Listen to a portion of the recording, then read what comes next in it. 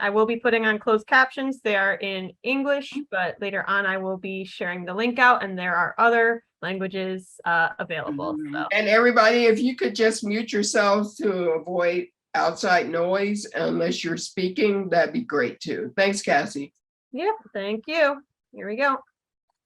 And today, a long overdue honor. The unclaimed remains of 4 Connecticut veterans were laid to rest with full military honors. News 12 Connecticut's Marissa Alter reports from the ceremony in Middletown. Oh, say, can you see? At the State Veterans Cemetery, there's a solemn sense of honor, courage, and sacrifice. It's the final resting place for thousands of veterans, and another 4 joined that number Friday. Present marks. We thank and memorialize PFC Robert Benson, or Captain David Grower, Corporal Lauren Cupson Jr., Petty Officer 3rd Class Morris Meyer, for their service to country. These men's remains were never claimed from funeral homes in the state. They died without the comfort of family and friends, without being memorialized. But this public ceremony, presided over by State Veterans Affairs Commissioner Thomas Sadi, corrects that. We are all here together to remember them and to provide them with the military honors that they earned in service to our nation. 2 of them were from Bridgeport, Captain David L. Grower and Petty Officer 3rd Class Morris Meyer. Both served in World War II. These brave men might well have been forgotten, invisible to Connecticut, but for our determination to say we will not leave them behind. This is the 8th such ceremony hosted by the Connecticut State Department of Veterans Affairs with the Connecticut Funeral Directors Association since 2009. The Connecticut National Guard took part in the honors. Thank you. So did the Connecticut Patriot Guard Riders, who carried each veteran's cremated remains to the columbarium, laying them to rest after all these years. In Middletown, Marissa Alter, News 12, Connecticut.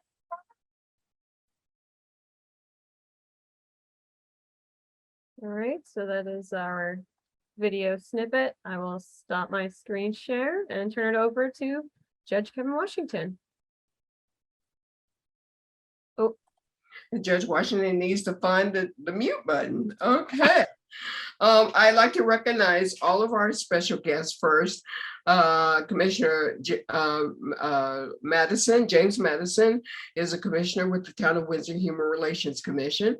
And I want to thank him and Allison Weir, who is our very, very special guest. James and I serve on the commission together. He is the secretary this year, and I am the chair. And we'd like to welcome all of our audience members to a conversation, the Town of Windsor Human Relations Commission conversation. We give thanks to all of our supporting entities like First Church and Grace Episcopal, and a special thanks to Patrick McMahon, who is our liaison, and Sandra Brown, who is our executive assistant, who helps us with a lot of things. Also serving, as you see here, is our vice chair, who is Castella Copeland. She is a great asset, and she's an awesome vice chair. Thank you, Cassie, for all that you do. I'm going to allow James to introduce himself, and then I am also going to give an introduction to our very special guest, Mrs. Allison Weir. Go ahead, James. Yeah, my name is James Madison. I was in the Marine Corps from 87 to 91. I joined right out of high school. I tell people that I joined because of the commercials, which I continue to watch to this day about once or twice a month. I spent half an hour Veterans Day morning watching Marine Corps commercials. And the one that got me hooked was the one where they're making a sword. And I would see that every Sunday during football season. And I'm like, oh, yeah, that's cool. That's cool. And so I ended up joining the Marine Corps and loved it. I was a truck driver because I like driving trucks. I ended up in an artillery unit. So I did artillery, easy to pick that up when the truck is parked and the guns are firing. So I was in Desert Storm. Desert Shield, my unit was on alert, so I was there for 8 months. Never went into the hostilities. I was with the decoy force that floated around the Persian Gulf. After the 100 hours of ground war, we turned the ships around and went home. So across through the Suez, Mediterranean, Atlantic. And so got out, went to college, was loosely involved. I'm getting more and more involved in veteran stuff as I get older. It's kind of weird. But I'm retrograding back into my military state. My wife married me when we were both kind of very much hippie-like. And I have regressed back to my military state, much to her chagrin. So I sing cadences around the house, and it's good. I'm in the Marine Corps Cyber Auxiliary, which is a civilian group that helps the Marine Corps with technical skills because they're hard to retain. And then I do the Veterans Day events at the kids and with the kids in the school, which I find extremely enjoyable. So that's my story. Excellent. Thank you, James. Thank you. I sometimes call cadence as well, but it's just for myself. Again, I am Judge Kevin Washington. I served 4 years, 5 years Marines and 10 years Army. I got out as Captain 03. I worked primarily with JAG. I was a staff judge advocate in the United States Army for, again, the 4 years. I served in Desert Shield, the Bosnia conflict, conflict resolutions in Africa, Iran, Iraq, and Afghanistan. So I kind of bounced around the world and I enjoyed every minute of it. I come from a military family. My dad was United States Army for 26 years. My mom, you might as well say she was in the military as well. And people forget that the associated spouse and the kids go through as much as the children, as the member goes through when they have to move every year. So, but she was a federal civil service and worked for Peterson Air Force Base in Colorado Springs, Colorado. And the Chitlaw Building in NORAD, as well as the Air Force Academy. My sister is also U.S. Army, and she is a veteran as well. So it's in the blood. So I'm happy to have served. I went to ROTC and did the whole college route, and then got out. I enlisted, and then I got out, and that's when I got accepted to JAG school in the United States Army again, and then transferred it over to the Marines. So I didn't know, I wanted to wear the Jets blues. So anyway, that's my story. And our very, very special guest, I'd like to thank Ms. Allison Ware, Lieutenant Colonel Allison Ware, JD, PhD.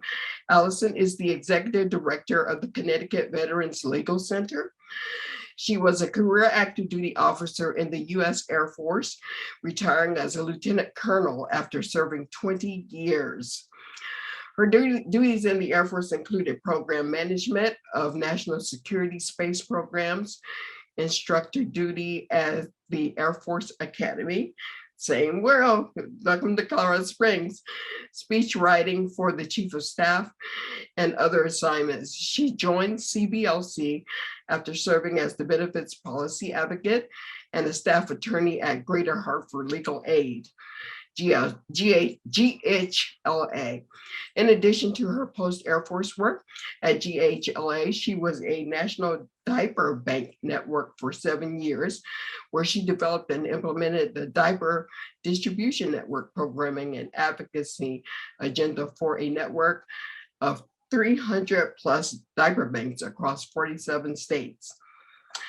Allison has also worked as an attorney at the Wiggin and Dana law firm in New Haven. She was a clerk to the Honorable Judge Jose A. Cabranes of the United States Court of Appeals for the Second Circuit. And she was a Supreme Court fellow with duty at the U.S. Sentencing Commission. She earned her BA in English and BS in electrical engineering at Cornell University, her PhD in English at the University of Illinois, Urbana-Champaign, her JD from Georgetown University, magna cum laude, and her LLM insurance from the University of Connecticut School of Law. Ladies and gentlemen, I'd like to welcome and give you Ms. Allison Ware. Hi, Allison, welcome. Thank you, Judge Washington, for that lovely introduction. As the judge mentioned, I am the executive director of the Connecticut Veterans Legal Center. I've been in this job for all of 5 weeks, so I am an expert. But I will try to answer any questions you might have. I'm so thrilled about this organization. It's an incredible partnership with the Connecticut VA medical system. And well, we'll get into the slides, I guess. Why don't you go ahead and cue those up, Cassie?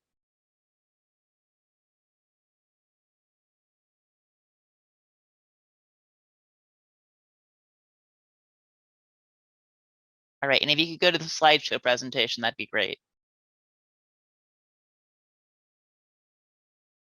Oh, that works. Got it? Okay, super. So we've been doing this work since 2009. I have been involved with the organization as a pro bono attorney since shortly after that time, while I was a young associate at Wigan and Dana. And I served on the board before I joined CVLC at this point in this capacity. We are a medical legal partnership with the VA, which means we work very closely with the VA and clinicians. Let's go to the next slide. So the organization sort of stood up when a volunteer working at the VA was a lawyer. He had to do some community service for a project, and he was hanging out at the Aurora Center in West Haven, where a lot of the mental health clinicians serve. And when veterans found out there was a lawyer working there, he said they'd come up to him with all their legal problems. So Howard Udell was his name. Howard thought, well, let's see what we can do to help people with these legal problems. And clinicians started referring him their patients to him. And then there was a very young, idealistic attorney, Margaret Middleton, who said, let's do something to make this more permanent as a way of really helping folks suffering from mental health and homelessness address the legal issues that keep them from getting well, and add to their stress and add to their mental anxiety. So as you can see, our mission is very similar, and they're designed to be complementary to the VA's mission. Our basic mission is to help veterans recovering from homelessness and mental health overcome legal barriers to housing, healthcare, and income. So to the next slide, please. When you look at the various barriers to homeless male veterans and who are trying to get homeless, 7 of those 10, the 10 big ones, are legal issues. They need legal assistance for child support issues. They need some help with financial guardianship. They need legal assistance to prevent eviction and foreclosure. They need help in getting restoring driver's licenses or help with outstanding warrants and fines. In a lot of cases, they need help in getting their discharge upgraded. There are a lot of folks who are separated by administrative separation processes, wind up with less than honorable discharges, which really impede their access to a lot of the benefits they've earned. And sometimes it really just requires a lawyer to take a look at the situation in the case and say, hey, you know, this really is a sort of unfair discharge characterization given the circumstances. So we're able to help them appeal those discharge upgrades and get discharge characterizations and get them upgraded so they can have access to the benefits they've earned. And then, of course, we also help with consumer credit issues. Next slide, please. So what is an MLP? A medical legal partnership is the formal integration of healthcare and civil legal assistance. We don't do criminal law; we just do civil law. So we work very closely with the clinicians, sharing data. We work together with the clinicians to show what we can do as far as lawyers can do. We get to learn more about mental health care in the VA system. We jointly set service priorities. And really what we do is try to address the social determinants of health. There are a lot of things in life that can make it harder to get well if you're stressed about child support, if you're stressed about being able to stay in your house, if you're stressed about creditors calling all the time. That while clinicians can help you deal with the stress, the lawyers can help get rid of the stress. So it's a great partnership, and it works remarkably well, actually. So next slide, please. We're housed with the VA. We have really nice cubicles and offices in the West Haven office. We also have an office in Newington. We are at Rocky Hill twice a week, talking to clients there. And then I am actually in New Haven, where all our support staff hang out, because we are among the less critical of the whole operation. We have 20 staff, so we are able to serve a lot of people. And being co-located with the VA means that we can, we can talk to the clinicians pretty easily. We can send people up to the homeless services, to the VASH system. We can connect with the folks in the supportive services for families and veterans programs like Columbus House and CRT and the workplace. And it works really well because we have this close integrated relationship with the VA partners. Next, please. We're very proud of the fact that we are actually the first co-located MLP co-located with the VA in the country. We started in 2009. We're the only ones. We sort of came up with this idea. Now, and this is a little bit out of date because this is from 2019. There are about 60 currently medical legal partnerships in VA facilities, and there are about 166 free clinics working with VAs across the country. So we're really proud of this this model, and we think it seems to be working because the VA is encouraging it as well. Next, please. So this is just sort of shows where we get our clients from, and this again is a little bit out of date, mostly because of the recent right to counsel for eviction support that the state legislature put forward. We get, in addition, so most of these, you can see most of these come from VA mental health clinicians, from the Connecticut DVA, from the homeless team at the VA, the VASH program at the VA. And then we also are now, because of the Connecticut Right to Counsel, we get a lot of folks calling up who are facing eviction, who aren't actually in the VA service, but we find when we find people with mental health issues who are veterans, we are able to do sort of a referral to the VA now in a way that we hadn't been able to as well. So we have primarily we're working with the VA, either getting people from or getting people to. We get some referrals from the homeless programs, working with the VA, who realize their legal part issues as well. So it's a nice circle, and it's a pretty broad base of support. I mean, broad section of VA care that we get referrals from.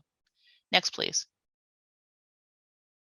Yeah, and as you can see, this sort of shows what portion of that is VA programs. The SSVF is sort of a VA funded program. The Connecticut DVA, while not strictly the U.S. Veterans Affairs, is of course a state agency work towards veterans. So, and next, please. Just some of our clients. We have amazing clients. Our clients typically have about $15,000 in annual median income. About 56% are experiencing homelessness, and 80% have one or more disabilities. Next, please. And again, this is a little out of date, but as you can see, before the right to counsel, the bulk of our issues were VA appeal benefits, appealing denials, discharge upgrades as well. Landlord tenant issues are probably the largest number. We're getting, I'd say about like 40% of our cases now are about our landlord tenant issues, largely because of the recent eviction crisis after the pandemic. We also help with credit ratings. We help people with other public benefits, such as food stamps, Social Security, disability. We help with child support and probate, both as wills and estate issues, but also sort of helping people with conservatorships and other things. Next, please. I should also note from the last slide, we're the only legal services program in the state that helps with VA benefits and discharge upgrades. And we're able to do a lot of that with the help of pro bono attorneys as well, assistants. So how it works is the Veterans Administration provides referrals to CVLC. We have a triage system to figure out what the what the determinations are. There things we can handle? Are there things that if we can just like help people with some advice that they can handle on their own? Are there things that are outside our scope that we should find pro bono assistance from other attorneys in the bar? And if the case is out of scope, we often will try to find someone who can take it. A warm pass off to a public defender in criminal matters and such. And we get a pretty good return on investment. We've had over $7 million of lump sum awards, $71 million in increased lifetime income. We get people healthcare benefits. Sort of as a conservative estimate, for every dollar people donate, we're able to get $20 back for the veterans. It's sort of amazing what we're able to do. And also because we do have so much help from the bar with pro bono assistance, we're able to make those dollars go even farther. So, and next, please. So there was a VA study with both Connecticut program and New York Veterans Medical Legal Partnership, and they found that veterans who received a full legal representation showed significant reductions in symptoms of mental health. The largest group of the veterans served were male in their 50s. They weren't married, with incomes below $25,000. And of the veterans served by the VA MLPs in Connecticut, about 57% had a lifetime history of homelessness, 30% served in combat zones, and 19 to 20% served in Iraq and Afghanistan. If you looked at the next, I think you need to flip through.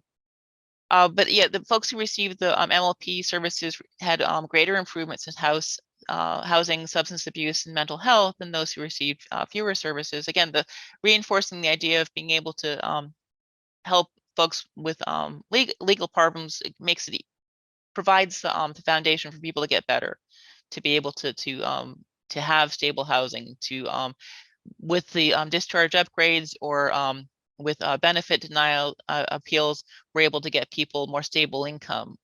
We're able to and sort of relieve all those worries that are keeping people from really thriving the way they can. So I think if you can just say, yeah, so keep.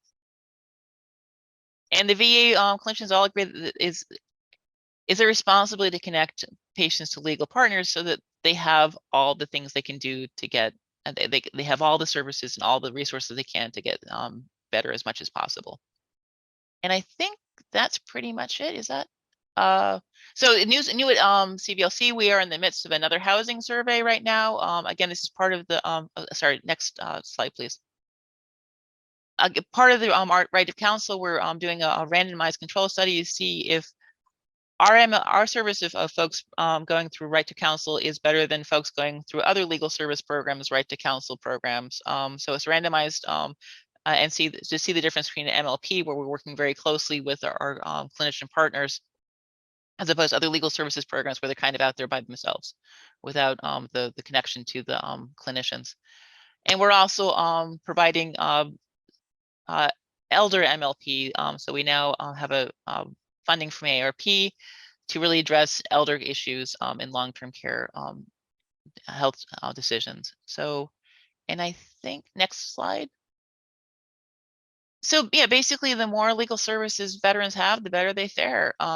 Experience reduced symptoms of PTSD and psychosis. They spend less money on abused substances, have better housing situations. In addition, the study concluded that health was improved even if the legal veterans lost their legal battles, in partly just because someone has cared and listened to them. And that is a big part of what we try to do is give dignity to veterans who often have had a lot of indignities thrown at them. Next, please. I think that's it. I'm happy taking your questions you might have.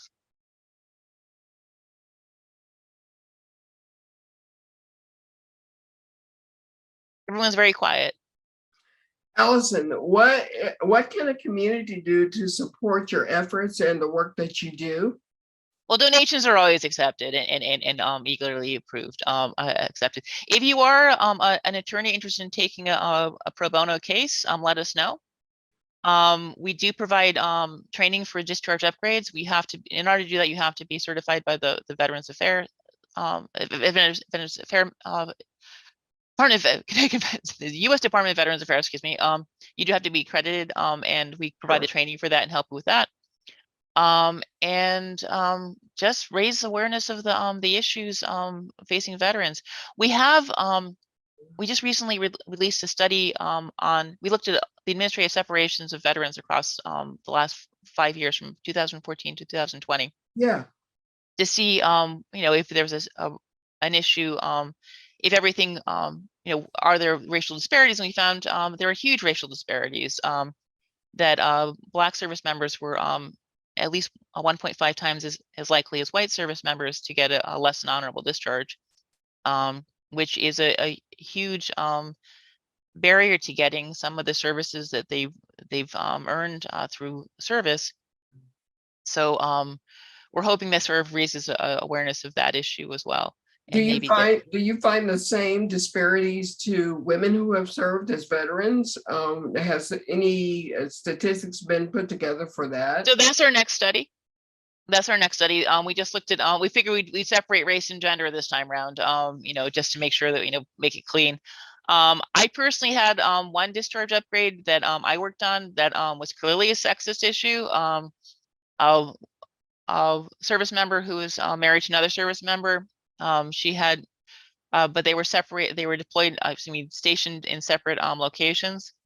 So the child was with her. She could not put together a child support plan should she be deployed. So she volunteered to separate from the Navy because she saw that was the only way possible. And her commanding chain of command for the most part recommended honorable discharge. Someone took it upon themselves to give her less than honorable, other than honorable.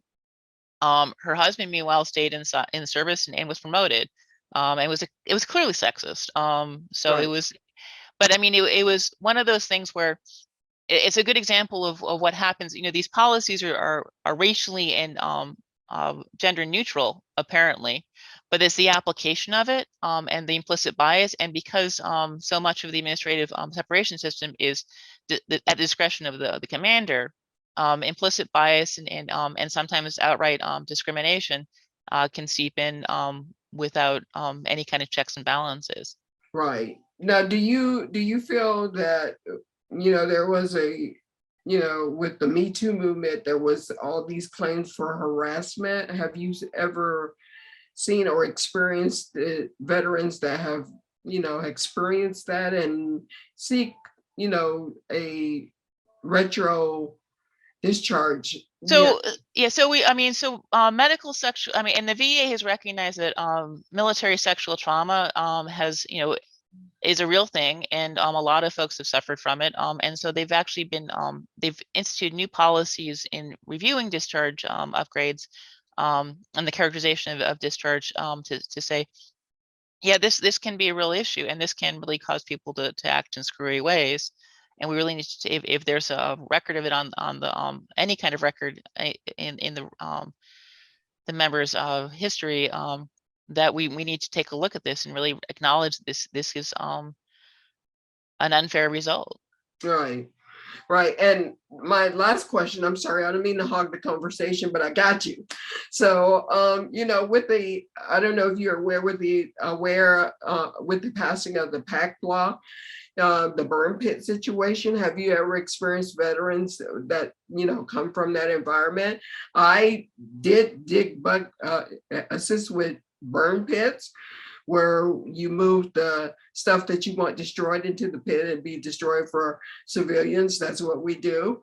So that, insurgents or people creeping in, taking things that they shouldn't, or using it against the US military, their own equipment. So that's why we burned it.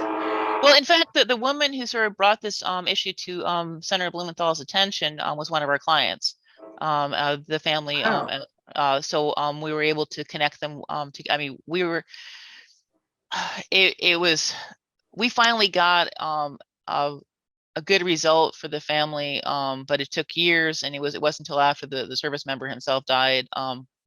But our experience in that sort of led to the formation of the PACT Act legislation, and really propelled that.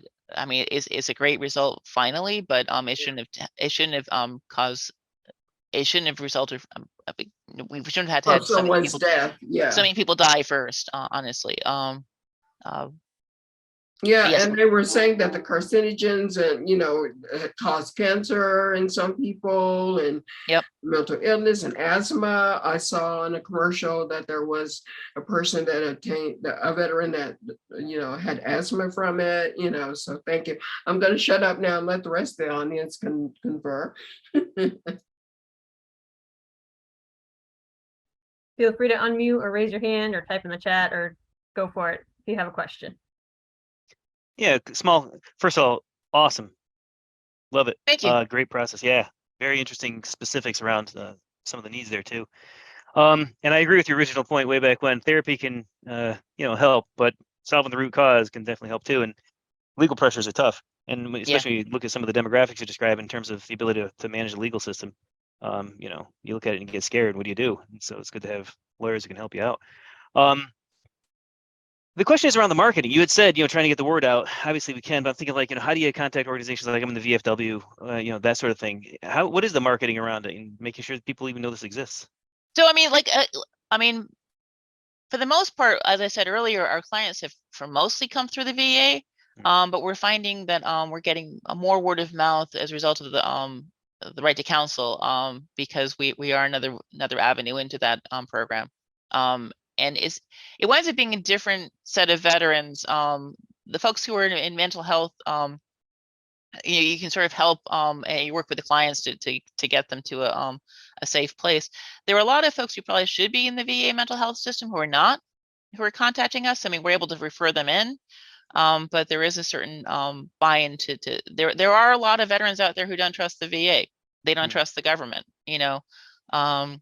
so I think that's a bit of a challenge for us too, as going forward.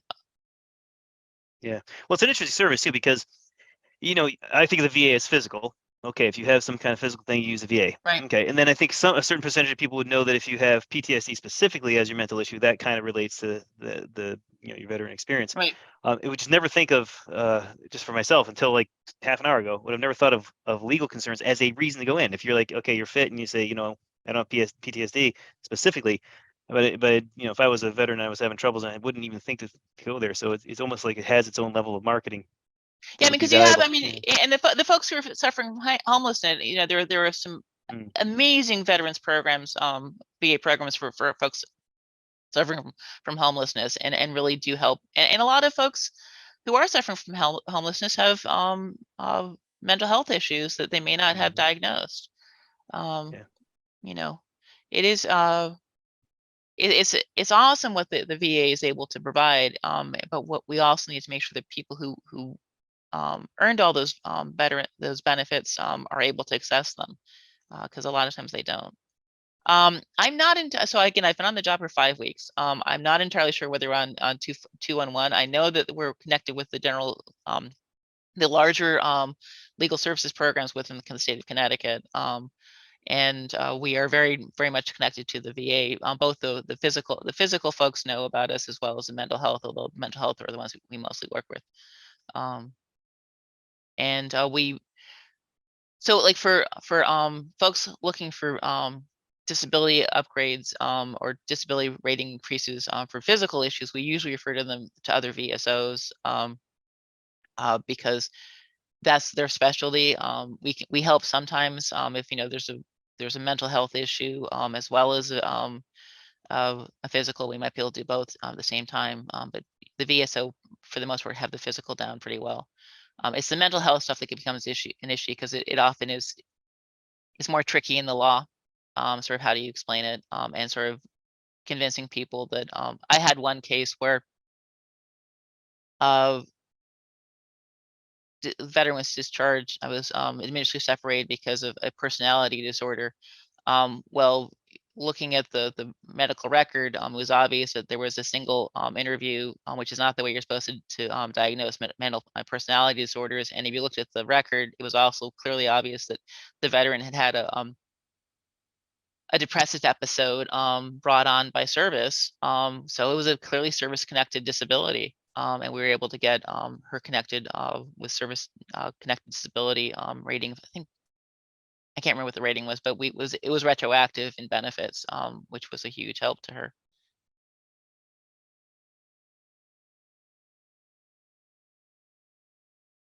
Other questions? Let me pull up the chat so I can see.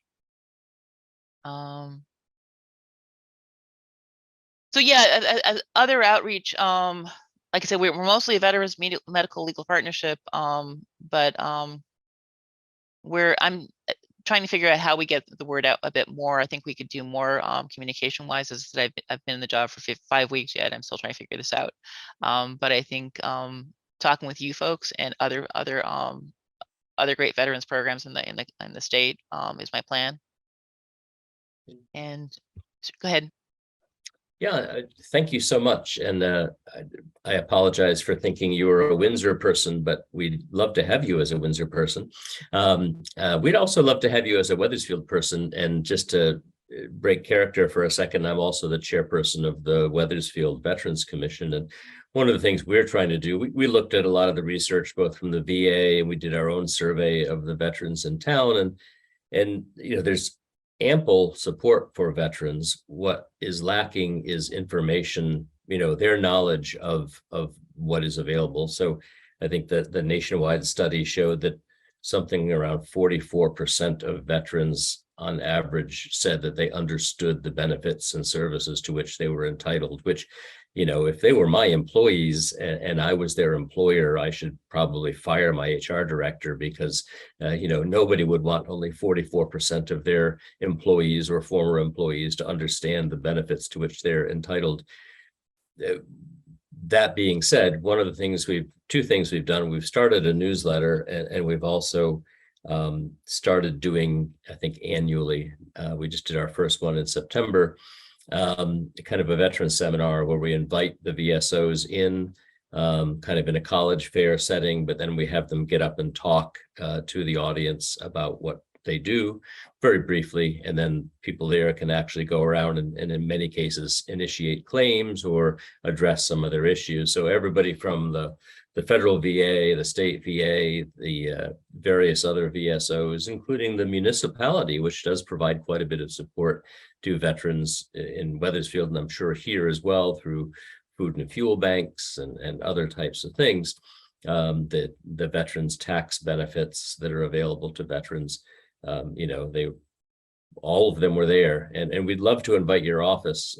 It's a long That'd way. be lovely. We would love We'd to. love to have you come. Yes. No, sorry to ramble on so long, but I do actually have a question too, and this may not really be in your ballpark, but you're with the State Department. One of the challenges we face, and I think Windsor may face the same as well, Steve Porcaro might talk about the Greater Windsor effort in a moment, is getting the information that seems to be available to all the VSOs about who the veterans are in our community. So I don't know that. Yeah. I don't know the answer to that. Okay. So I think yeah, because I know that I've certainly been the recipient of a lot of that. And I think going to your point too of what veterans know. Veterans often don't think about the VA when they first get out, especially if they get out, with a job and then they go off and meet civilians and they're sort of, I'm going to be a civilian. And they aren't thinking about all the things that they're entitled to.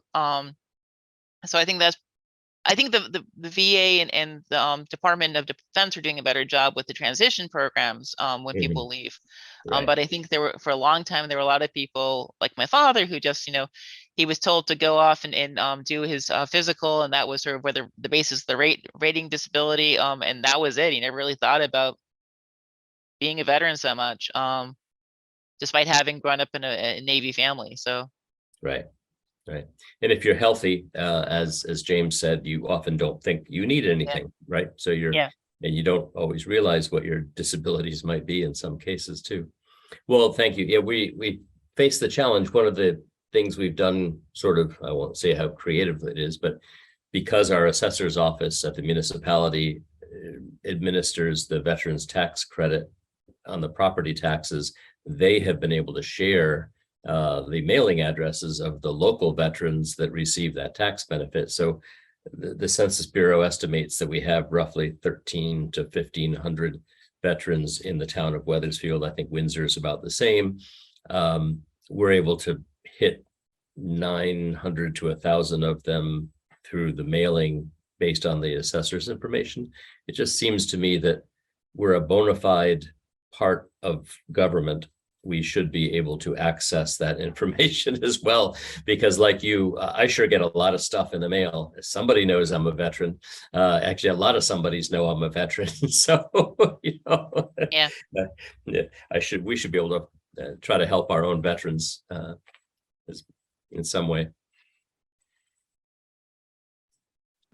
Allison, I'm going to introduce you to a good friend of mine, Steve Porcaro. He served in the United States in the military as well. I'm not sure what branch, Steve, but he also has 3 sons that are currently serving. Congratulations. Steve, Allison, Steve. Hi, good morning. Good morning, or afternoon, I think. Yes.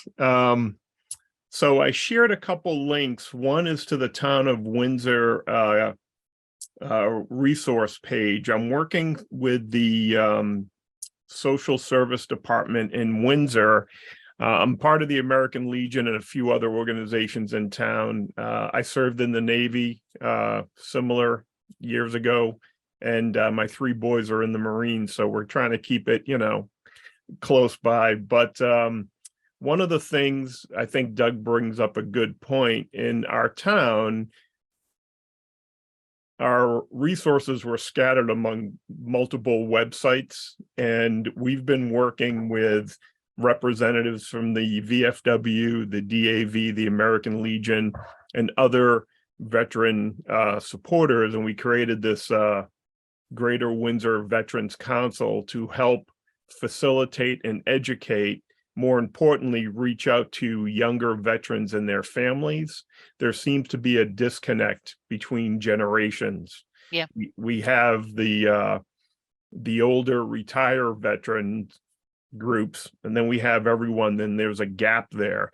So we're working to create a conduit to reach out. To Doug's point, we probably have 1,200 veterans in town that we're not connecting with.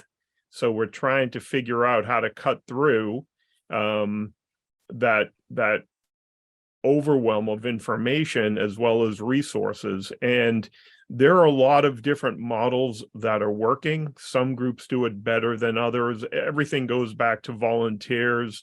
And at the same time, there's not a one size fits all when it comes to best ways to reach people, depending on age, location, in person, online, going to the VA. If my wife and I were talking about this last evening, if you don't belong to the American Legion or the VFW, or you don't use VA services, you're not in touch with anybody. Yeah. The funny thing was, I happened to qualify because of my service to join the American Legion 30 years ago. But if I didn't serve during one of those time zones, I wouldn't be part of the American Legion. Yeah. So what do we do for all these veterans who aren't associated with a veterans group? And that's something we're trying to address in Windsor, trying to reach out to, again, a lot of these people that fall between the cracks and create an ongoing communication. And again, we're starting fresh. We're trying to bring best practices. And so in what you're talking about is perfect. Your services, along with other services, we're trying to let people know. And part of this is, it's very interesting. I'm a professional coach and trainer.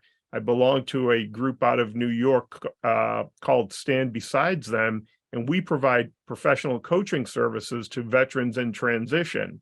And we've been doing that for a while. And again, it's one of these things, there's so many resources, but it's all about presentation and getting it out there in a way that it's not overwhelming to somebody who is separating from the military, getting a new job, or has a change in their status. And so there is no golden ticket, it's Right. like we have to figure out how to best do this. But I think connecting with the group is great. We can definitely add the information to the website.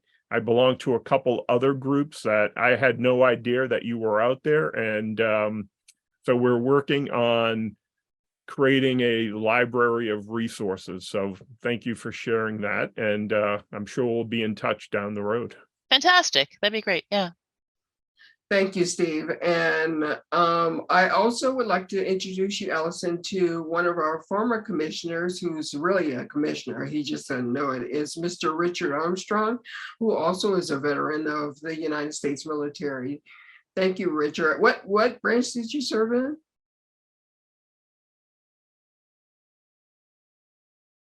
I know. Here you are. Can you hear me? Yes. I was in the Navy for 6.5 years. Okay, yeah. So okay, whatever. You got the Brotherhood is there. I see. Okay, we got it. It's interesting because I have not received or anticipated the need for any of these services. But as Joyce has pointed out, if you don't know, if you don't have a need, usually you don't know about this, but you don't know about this because it's not being advocated well. What we're seeing here is that this is probably recreating the wheel so that veterans have an opportunity, if they need this type of service, to have it available to them. I think it's a great idea.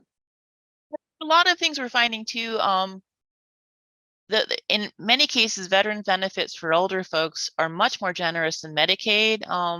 When you get in Title 19, when you get to that point, you can qualify for aid and assistance at a much higher income level than you can for Title 19, which I think is something that a lot of veterans don't recognize, aren't even thinking about. Which is one of the reasons I'm really excited that we started the elder MLP, because our veteran population is aging. And a lot of folks are getting to the point where they need additional assistance. They're going to need in-home healthcare, and they may not realize. There are so many folks that when I was working at Greater Hartford Legal Aid, there were so many folks who were formerly middle class who were spending their way down into poverty in order to be able to get Medicaid for nursing home assistance or in-home healthcare. And I think one of the things about the aid and assistance program for folks who served during a period of war is it's a more rational income level than Medicaid, frankly. So. Well, thank you. I'm fortunate because I have a counselor in the family, and she's been keeping me very much attuned to what's been going on with us. But there are a lot of people, a lot of veterans out there that don't have that resource. And the more advertising or the more making aware of these programs available, it would increase your clientele, but it also increase the goodness that you can give. I'd make a comment too that Sure. I worked for the Department of Rehabilitation Services as a vocational rehabilitation counselor, and then later ran a benefits counseling project. And I'm not aware. I'd say that was one of the areas we were less aware of, is what veterans really could get. Yeah. And we had difficulty connecting with the Veterans Administration. I mean, there were some connections, but they weren't great. Yeah. We tried and it didn't work really well. But we like to think there are multiple. We talk about there being multiple VAs. There's the clinicians who are fantastic. The healthcare providers are fantastic. It's the administrative bureaucracy that often becomes the difficult issue, which means like acts as if an entirely different organization. But and it does seem there are some people who think that they have to protect these services and keep them from people as a way of like preserving their budget, when the whole point of the program is to help people who need help. It would be very helpful for, it's not called Department of Rehabilitation Services anymore, but it's like aging and disability. Oh yeah. The name changed. I don't remember what it is exactly, but it would be very helpful information for the Benefits Counseling Project, especially within the agency, to be aware of this. So we have the VA.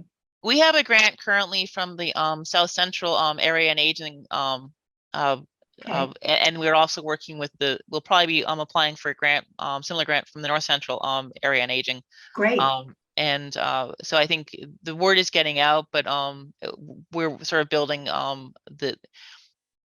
we didn't have an elder law attorney on staff before, but I've done a bit of elder law assistance, and we also have an attorney. So it's an area of practice I'm really excited about expanding a bit. And I did retire 5 years ago, so I'm sure there are things that have transpired since then that I'm not aware of. But there may also be a lot less has changed than you thought that should have. Well, I was hoping. Thank you.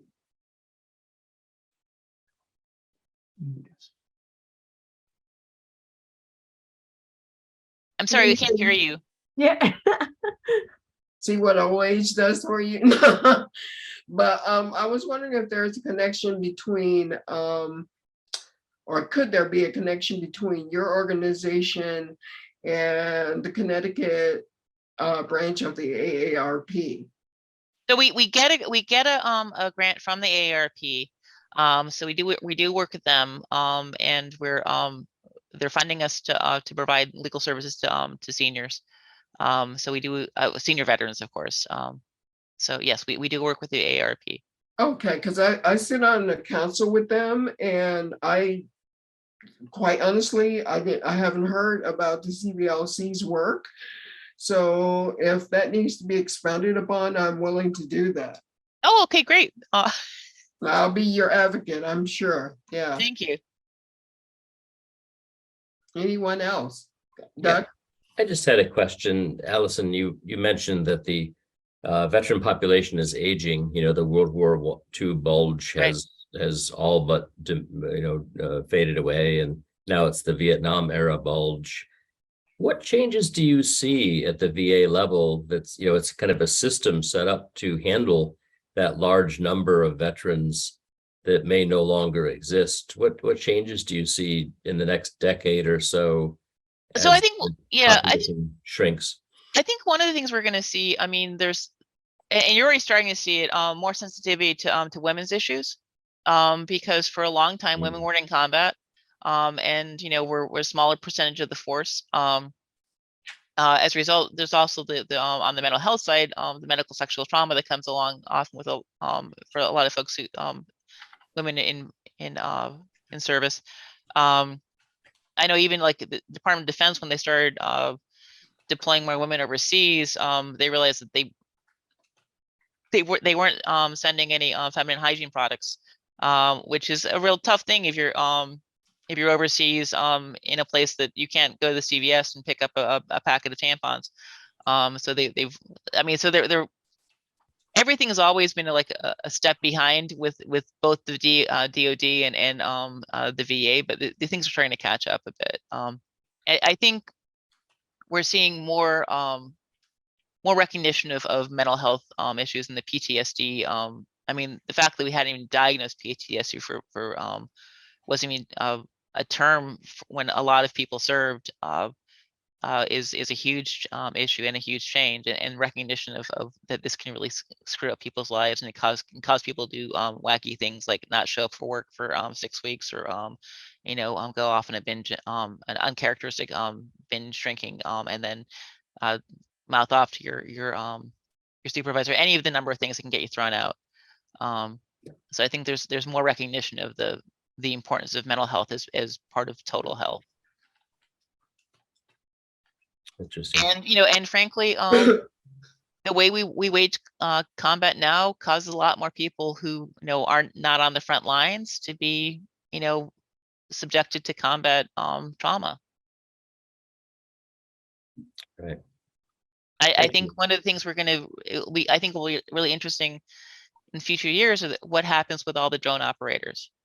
I don't think they're getting nearly the mental health service they need in service, because they're seeing horrible things. And yes, they're in Nevada or wherever else, but they're experiencing it all through the magic of communications.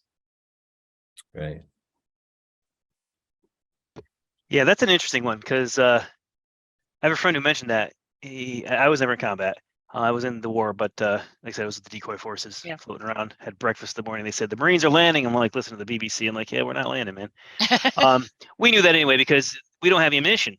You have all your equipment, you don't have ammo until you're actually going in live, and no ammo was being distributed. And everyone's talking about how the day is coming. I'm like, yeah, we're not getting any ammo. Guess what, folks? We're not going in. So, but a friend was saying that it messes with your head, because you're killing people. And what made him feel really bad was that they had no chance to fight back. At some level, even though you're under threat, the old-fashioned rifle to rifle is like, well, I don't want to be here, but it's like it's some level it's a fair fight, so to speak. Yeah. He says you're sitting there looking through the lens, and you're just killing people off, and it's like, and there's nothing they can do. They don't see it coming. They have no chance of defending themselves against the weapons that we have. And he's like, that messes with your head in a way that's different than just direct fire. So, And you're not there with other buddies to do. I mean, then the day's over. right? You go home, and you can't unload to your spouse, your kids on this, because so they're really isolated. Yeah, that's a good point. It's a different kind of dynamic, which brings up a new problem, which is how do you diagnose it? Because if we say, okay, PTSD fits this pattern, therefore let's go look for these inputs, and therefore it is. Now it's like it's a different set of inputs. It messes with your head in a different way to know you're killing people who can't defend themselves, and even if the war is just and all that. But yeah. Does it now kind of start to go under the radar a little bit, because, well, it doesn't fit the pattern that we just got done establishing? Yes, the and last I few think decades. that's where lawyers come in. I mean, so you've got the medical legal partnership of clinicians, what they're seeing, and what lawyers can looking at the the definitions and say, where did this all fit together? Because what lawyers really are basically close readers.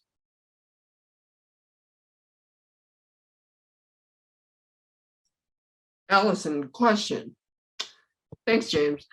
I was asked by a couple of service friends that I have that live in another state, but I was wondering if the same program exists that help spouses. And I realize this is primarily a veteran discussion, but is there a program that exists in Connecticut that helps spouses and or families, like the children, because they go through just as much trauma in some cases as the service member? Yeah, I'm not sure. I mean, so from the legal perspective, we can help widows and spouses with the legal issues. I'm not sure what the VA does as far as spouses goes. I know that in TRICARE, the whole family is covered, but I don't know what happens at the veterans level. I'll look into that. So would your organization help a spouse that is in need of services? If it's connected to the veterans benefits, yes. Okay. Yeah. Okay. Thank you. I didn't know that. Cassie, I'm going to turn it back over to you if you. Sure. So I know one of the questions I have is, do you use social media to help promote it, and how is that a bit different for the different generations? So we do, one of the things I want to do is make more of the social media than we currently have. So we're in a bit of a period of flux. We hired a bunch of super attorneys. We now just need to get all the other background stuff filled in a bit.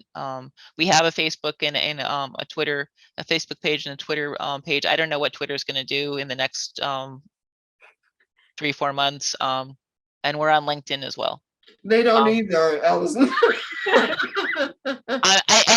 we have young people in the office. Perhaps we'll get into TikTok, but I don't want to mess with TikTok myself. So See, I got Cassie, see, and you can't have her. thank you so much for coming.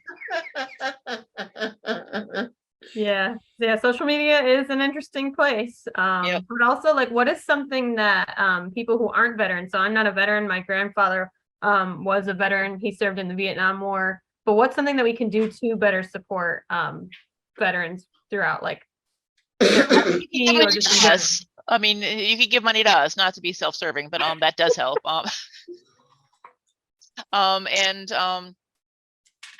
mean, there are a lot of really wonderful programs to support veterans.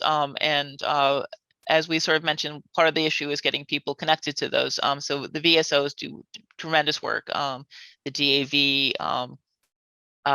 Veterans of Foreign Wars. I mean, so many different programs. And you can actually look up the VSOs in Connecticut with an easy Google search. I helped a friend who had a 10% disability rating. I thought maybe he should probably look at upgrading that. I said, talk to the VSOs. So Awesome. Allison, do you all have a newsletter that you send out or anything? Oh, yes, we do. We have a monthly newsletter. I can I'll send you a copy. I'll put you on our mailing list. And if Please you want to do. distribute it, yeah. Yeah.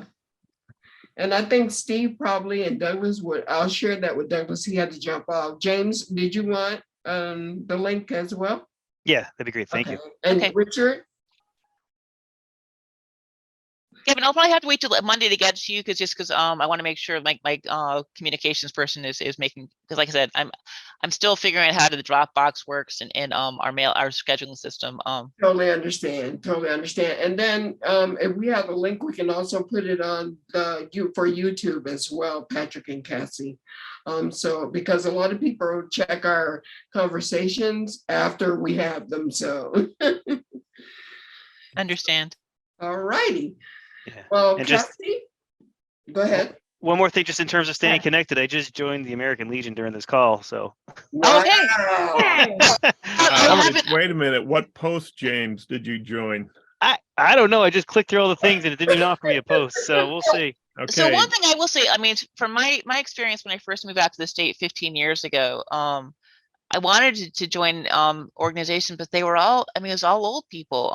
The MOAA chapter, they met at 4 o'clock. I was like, well, I work Yeah. during the day. I can't join you at 4 o'clock. And and so I think I think that's part of it is getting people sort of changing our perspective on these organizations too. I mean, unfortunately, the stereotype of the VFW is a bunch of old guys telling stories from World War II Yeah. in Korea, and drinking drinking. cheap drinking. beer. Yeah. Exactly. Well, no, I mean, I'm the youngest guy at the post that I've met so far, so it's like, and I'm 52, so. Yeah. I don't know how you appeal to the younger people. It's an interesting dilemma. Well, But- James, yeah. that's the whole reason we started this Greater Windsor Veterans League, because I joined the American Legion 30 years ago, and it was the same thing. I had my 3 boys were involved in scouting. We didn't do enough family events. And I've been part of the Marine Corps League in Glastonbury for a few years, and they're a very dynamic group, and they do a lot of things in the community. And I belong to the Eastern Connecticut Veterans Coffee House, and they're meeting on a weekly basis. And the reality is, it's to my point, if you don't belong to the American Legion or VFW, there's no place for you to go. Yeah. Yep. And we're trying to change that, especially in Windsor. We're such a close-knit town, and we support all types of things. And so not only are we restarting the American Legion, the VFW is going through a purge as well. And the Greater Windsor Veterans Group is really an overarching group to bring all the veterans together, regardless if you're DAV, Marine Corps League, American Legion, VFW, because we can, as a group, run a joint event in the community. I don't see enough events in every community, and Patrick knows this. I was talking with our mayor last night and our town manager at our Veterans Observance. Every organization, civic organization is struggling. Our church is struggling, and there's a theme going on, right? You see what's happening, and we know what works, but we have to connect with people, and we have to connect with their family, and we can't be a retired group support for veterans who only, Allison, to your point, the coffee hour is during the day when I'm working. And so part of it is balancing the needs. And James, if you have any ideas, I'd love to meet with you and plug you in, because as a community, we have a lot to offer. We have a very supportive group, but the thing is, we seem to all be going in different directions. And that's why this Greater Windsor Veterans Group is trying to, if more than anything, just get us all on the same page. It's funny when I go to some of the groups, you'll see people from Vietnam sitting together, Korea, Desert Storm and Cold War and everything else. I was in during the bombing in Beirut, and you remember these things. And but at the end of the day, people are sitting together and sharing this information, and we just need to hold that spot and provide a place to bring people in. And that's what's missing. And I think we can close that gap. Yeah, that's awesome. And I am going to get more involved. I saw that 8:30 Thursday event. Like you said, it's at work, but I have flexible schedule. What's interesting though is like I just threw a dart and joined the VFW like 6 months ago, and I just threw a dart apparently at the wrong board here and joined the National American League. But I'll catch up with you on the branch thing. But it's interesting though that even myself, it's like when you're in your 20s, 30s, you're trying to get your career, family going. It's now that I'm getting to be an old man, my kids are getting stable, my marriage is on a glide path. It's like, hey, maybe I'll go join the VFW, American Legion, show up for that 8:30 coffee event on Thursdays. So there is a certain, I hate to say it, but there's a certain old person bias to the thing, I don't know. So it's You have time. happen, I mean, at that point, you have time. I'm True. involved in a lot of alumni groups in my with my college, and I've nominated various folks, and they said I just don't have time. I've got 2 little kids. I've got a career going. So yeah. Another aspect that I like to throw out there, and this is to Alice's point earlier in her presentation, is that if I don't see anybody in a VFW post or American Legion that looks like me, I'm not tending to be involved. Yeah. It just is. We recognized on the Human Relations Commission, one of the oldest veterans. He passed away from World War I. He was a Black man. And we recognized him here in our Windsor Rich Builder Awards, Allison. And they told the whole story of him that nobody else knew. Yeah. But he didn't feel, his service was appreciated, so he didn't participate. So, and there again, that's a whole community segment that is left out of the picture. And that's a DEIB issue, a diversity inclusion issue that needs to be addressed as well. Yeah. Your organization is doing a good part of that, Allison, because I see it in your presentation. But what about the bigger pictures of American Legions and veterans, and other VFW posts and that kind of thing? Yeah. Well, that's an interesting challenge to solve, because I mean, the VFW is predominantly white, and I don't think anyone's like trying to be blatantly racist or anything, but just look at the numbers. When I go there, I see that, right? But I went to my kids' event yesterday. And there were 10 veterans there, and there were like 4 women and 1, 2, 3, 4, 5 people who were some variation of, ethnicity.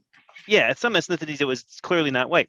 And so it was interesting though that in terms of representation, that 10 people, I think it was like 2 white males, and then there was all females and other kind of ethnic backgrounds. And so it's like clearly when kind of chosen because your kid went to, goes to school and invited you, got that demographic profile, and then I go to the VFW and it's clearly, mostly white men. And it's like, yeah, so it's not like the numbers aren't there. It's just a question of how do you somehow make that change. Yeah, so Right, and the same thing on, as far as, I'm very concerned about women being represented. And I don't see a lot of that either in the picture. So, it's a whole dynamic there that, maybe I'm not attuned to, but I'm not seeing a lot of women participation, and I'm not seeing a lot of diversity. I know I talked to a Hispanic friend that served, and he felt left out as well. So Kevin, I'll speak to that. So again, I think there's pockets of this. Again, in New England, we're very, the old Yankee mentality, and it's hard to break that. And you would see some of these older groups, James, to your point, one of the things that happened with this post is that they weren't using social media for the last 10 years, nor email, basically, to reach people. So what happened is you have that old boy network. This is the way we did it for many years. And that continued until it got to the point where there was no room for that. And yet I look at other groups, and Kevin, to your point, in Glastonbury, the Marine Corps League is made up of 60% Marines, and the associate members 40%. Every other service, we have every race, ethnicity, and gender, and we have a lot of diversity there, but it's active and it's welcoming. One of the reasons I was pushing this greater Windsor veterans group, people would ask me, Steve, where do I go for resources in town if I'm a veteran? And there was no unified place. It was really piecemeal all over the place. And again, because I do work across the country and I'll see best practices, and there's a group that I follow, Kevin, the Vigilant Valkyries. It's a women's veterans group, and they do a lot of great things, and they meet in person. And I would love to have a group like that in Windsor. There's enough women veterans here, but there was nothing for them.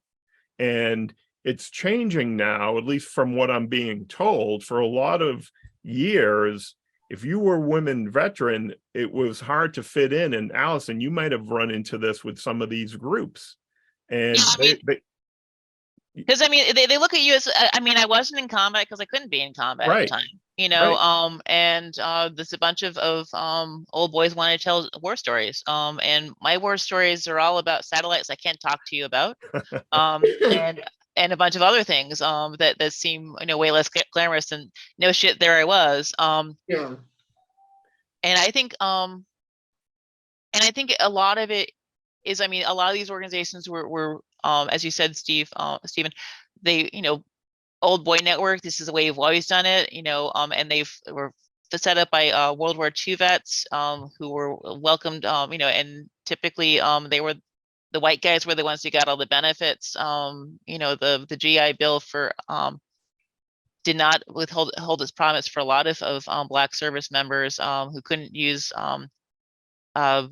the mortgage payment, the mortgage program because of redlining, and so many things that just didn't.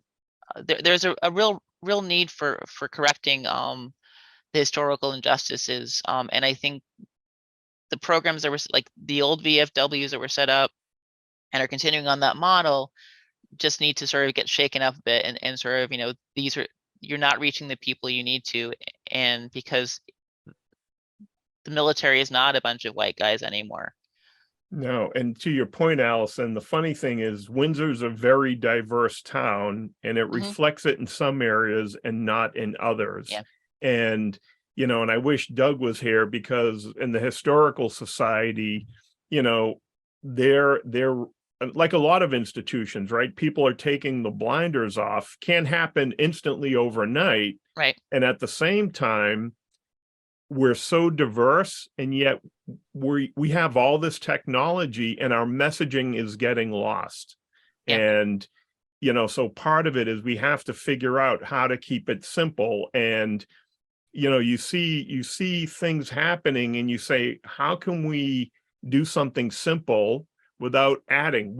This group is an ad hoc group that was running Memorial Day and Veterans Day events and other things. But on the other hand, it was easy enough to say, hey, we're like-minded individuals. What can we do? What's the one or two things we can do differently, right? We don't want to recreate the wheel. We're not going to provide services. We're almost just like an information broker.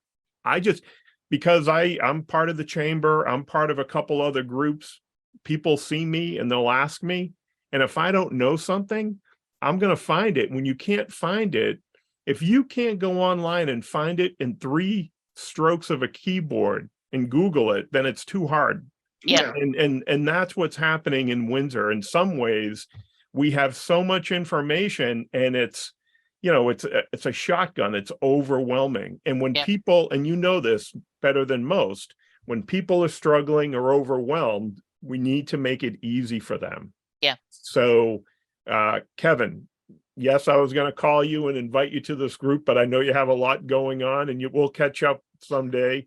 And James, now that I know where you are, we'll connect if we haven't, but it's our goal is progress, not perfection, right? So it took 100 years to get here.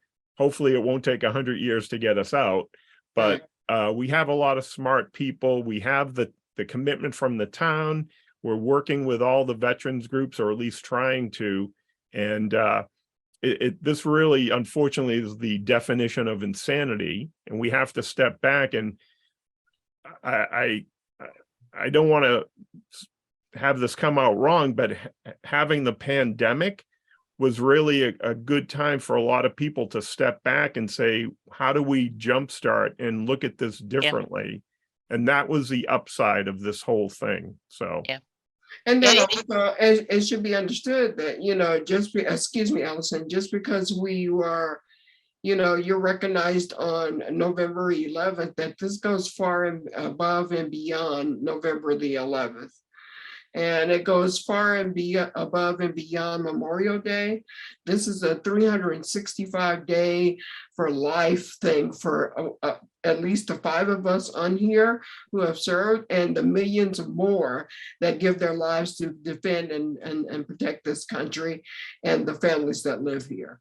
And I think people, it's a day off kind of mentality, or it's a day I don't have to work kind of mentality takes precedence, and the youth don't understand. So maybe this is another course that needs to be added to the curriculum of the schools.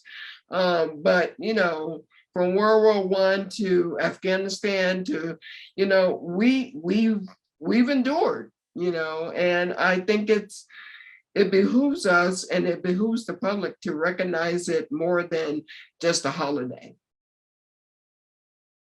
on a specific day for, people who have served and are serving.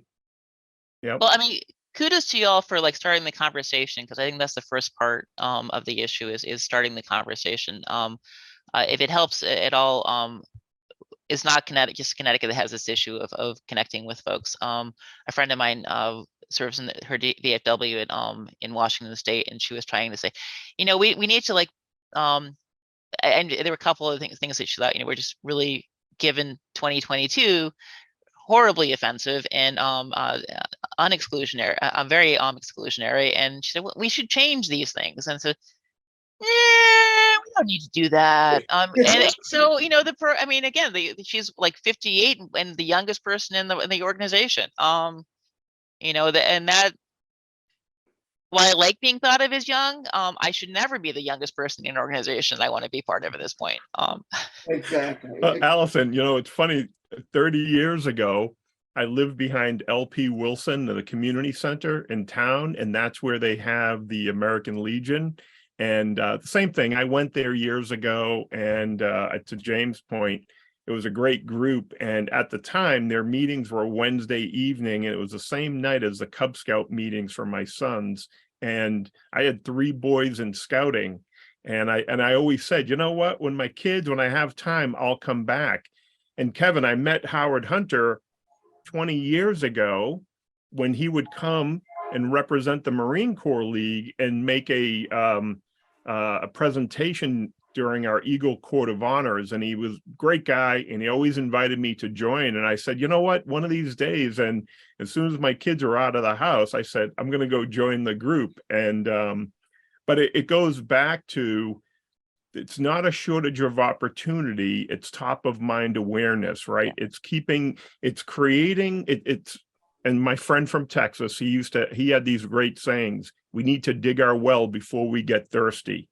And one of the things we haven't done in Windsor, like a lot of groups, open those lines of communication to let people know that there are groups out there. Heck, I just enjoy being with these guys and that camaraderie and fellowship. Yeah. I shared the group on Facebook, the Vigilant Valkyrie group, the women's support group, that I would love to see a variation of that in Windsor, because I interact through my coaching and my training. I bump into a lot of veterans here, and we all hear and observe and we see the trends, and I would love to see a group like that. So as soon as I've been bumping into women's veterans. I keep asking someone if they'd like to volunteer to run it. Everyone's afraid to say I'll do it, but you never know. One of these days, somebody may say yes.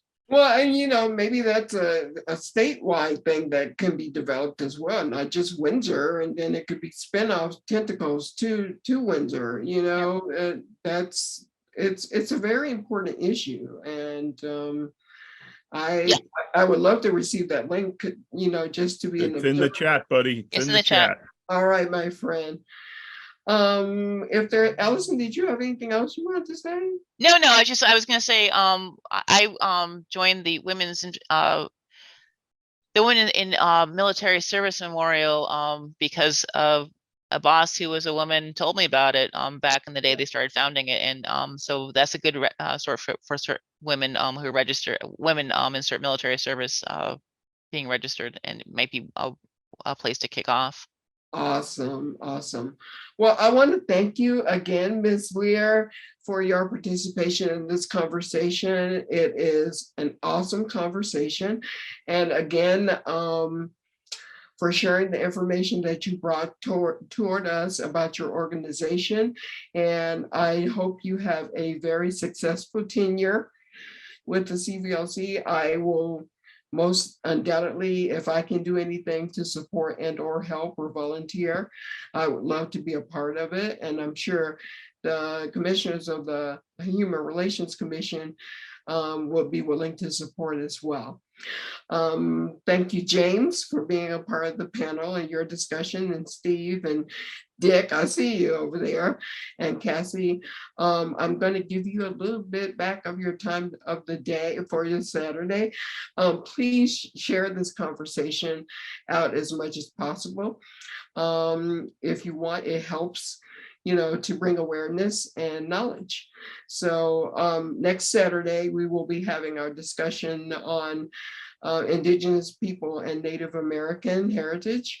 And that I'm just going to give it over to Cass.